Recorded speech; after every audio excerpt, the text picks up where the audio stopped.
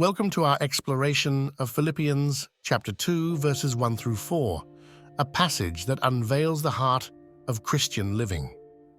In just a few verses, the Apostle Paul challenges us to embrace unity, humility, and selflessness, a call deeply rooted in the gospel. Join us as we delve into these transformative verses and discover how they hold the key to a life that truly reflects the love and teachings of Christ. In the heart of the Apostle Paul's letter to the Philippian believers, we find a passage that should stir the very depths of our souls. As we transition from the preceding chapter, where Paul passionately encourages the church to stand firm in the face of opposition and to conduct themselves in a manner worthy of the gospel, we are ushered into the profound words of Philippians chapter 2, verses 1 through 2. In chapter 1, Paul paints a vivid picture of a Christian life marked by both suffering and joy. He speaks of the relentless advance of the gospel even amidst adversity and his unwavering commitment to Christ. His message is one of unity and perseverance, rooted firmly in the unshakable truth of the gospel. It's in this context that we encounter the following exhortation.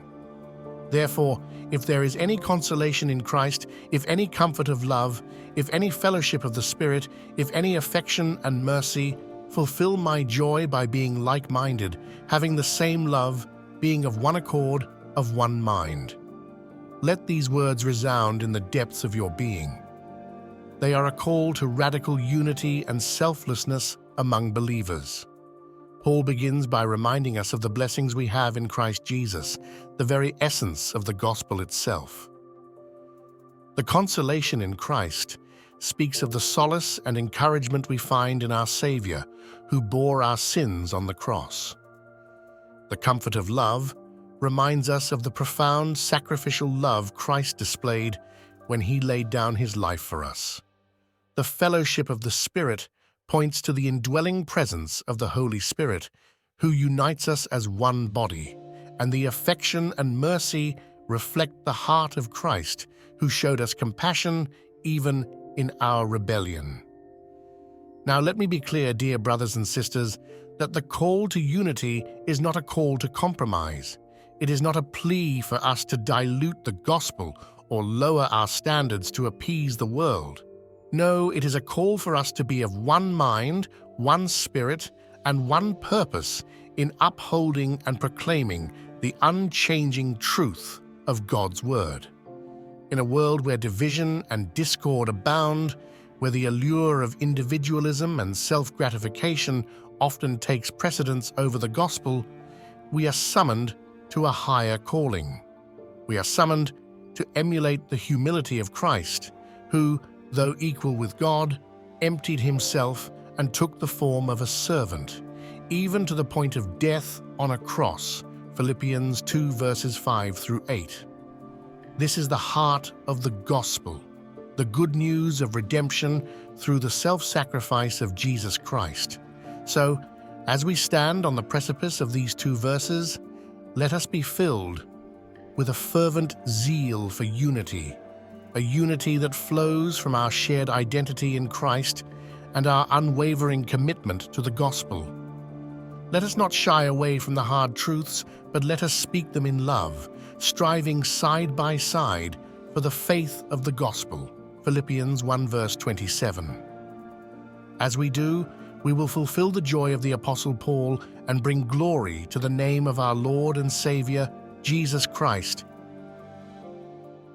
Having just called us to unity, Paul now plunges us into the depths of selflessness and humility as he writes in verse 3, "Let nothing be done through selfish ambition or conceit, but in lowliness of mind, let each esteem others better than himself."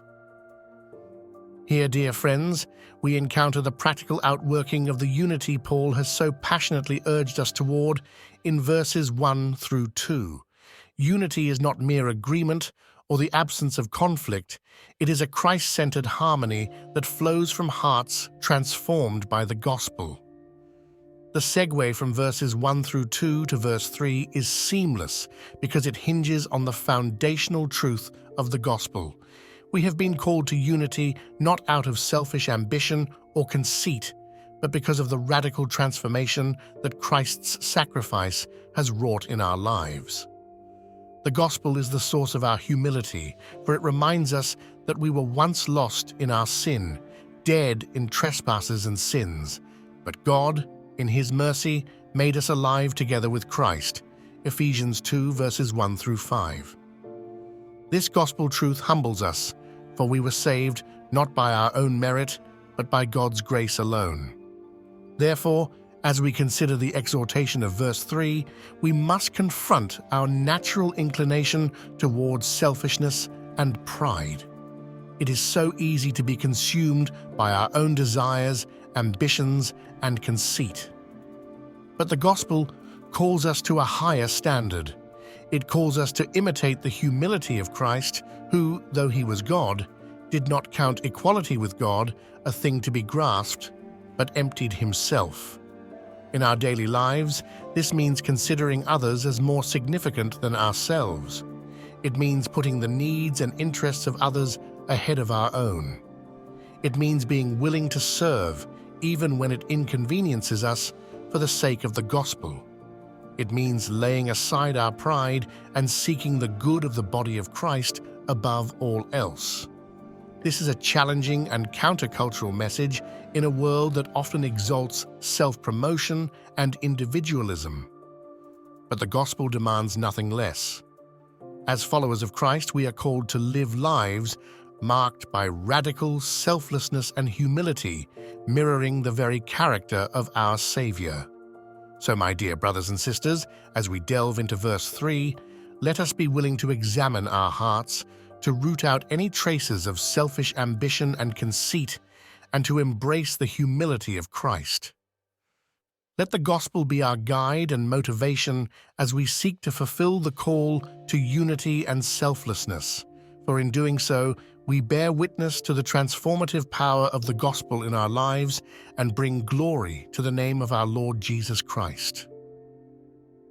In verse 3, we were called to reject selfish ambition and conceit, and to cultivate a heart of humility that esteems others as more significant than ourselves.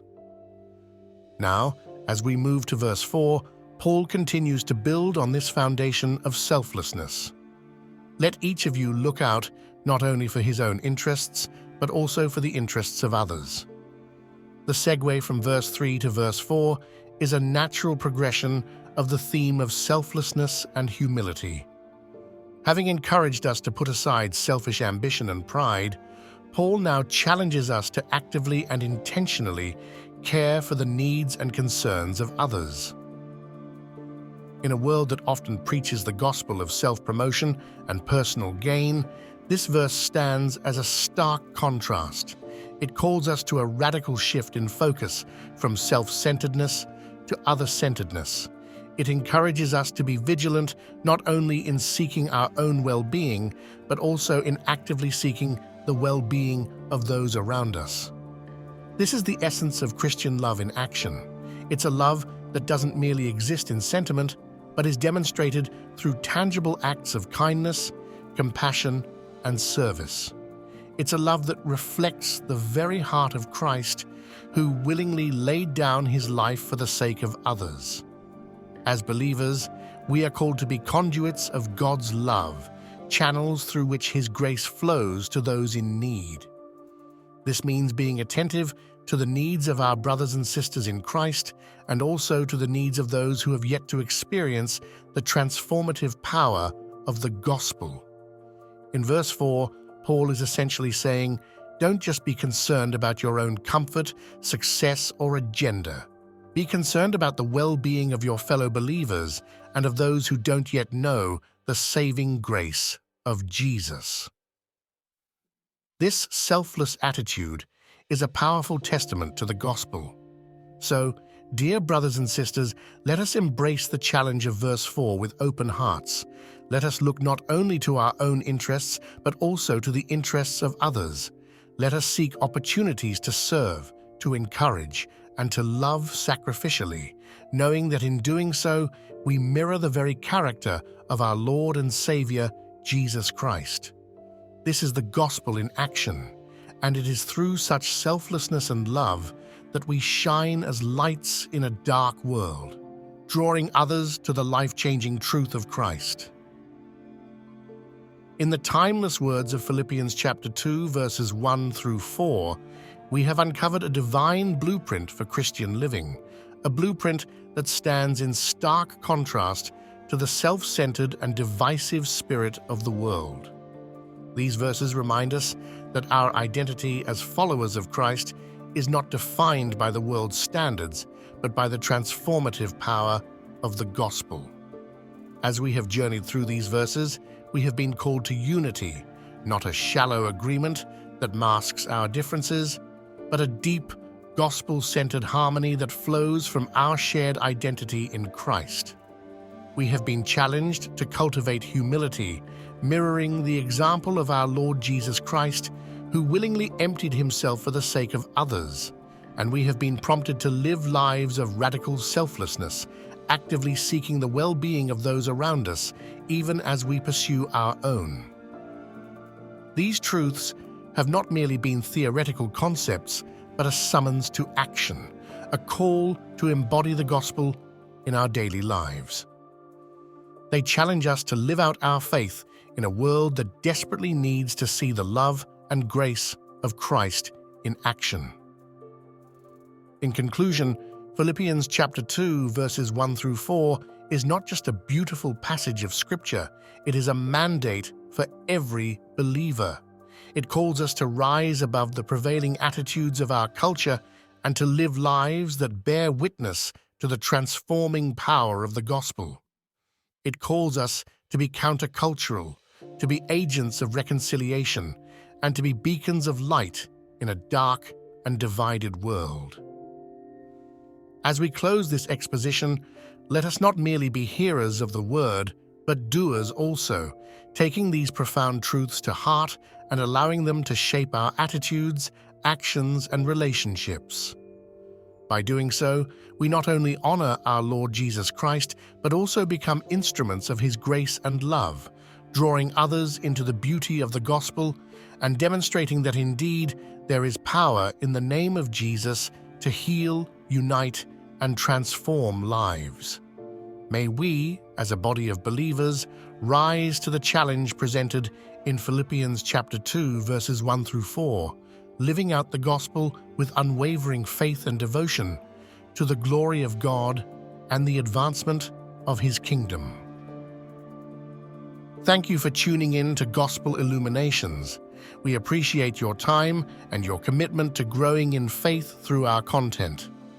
If you found this video valuable and insightful, we kindly ask that you please give it a thumbs up, share it with your friends and fellow believers, and subscribe to Gospel Illuminations.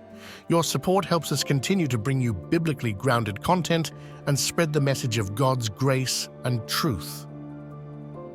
Thank you for being a part of our Gospel Illuminations community, and we look forward to sharing more inspiring content with you in the future.